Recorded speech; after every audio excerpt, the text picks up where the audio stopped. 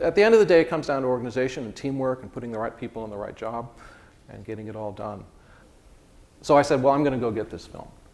And so I just went about doing what a composer has to do if they want to close a particular film. I just found all the people involved, and the director and the producers, and I actually went to the head of the studio, who I'd worked for once before, and I just pitched. And it took, I mean, people think, that as you go up the ladder, it gets easier. It doesn't get any easier. If there's something you want to close, you got to go get it.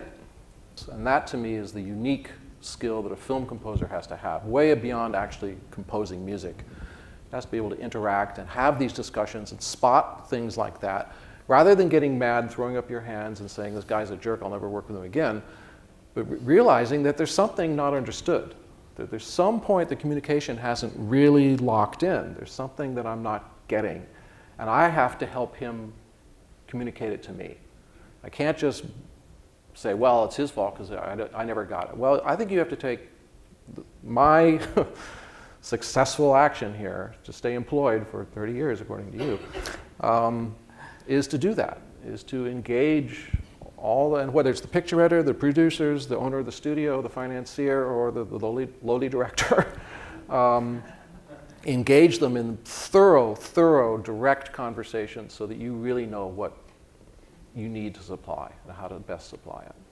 Well, I've learned that I don't think, even if I disagree, that they're wrong.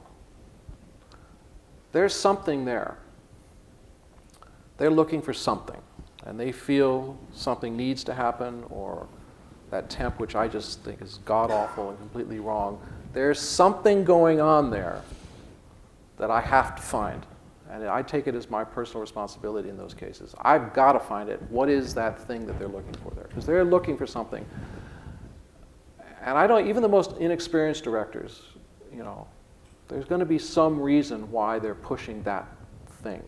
And I better find it and then be able to translate it, into what I think, into a solution that's going to make the film better, make him look better, and make me satisfied.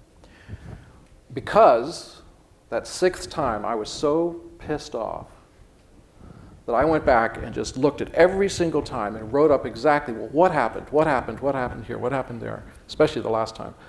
And said, what could I have done to have prevented that? What did I fail to do? Right?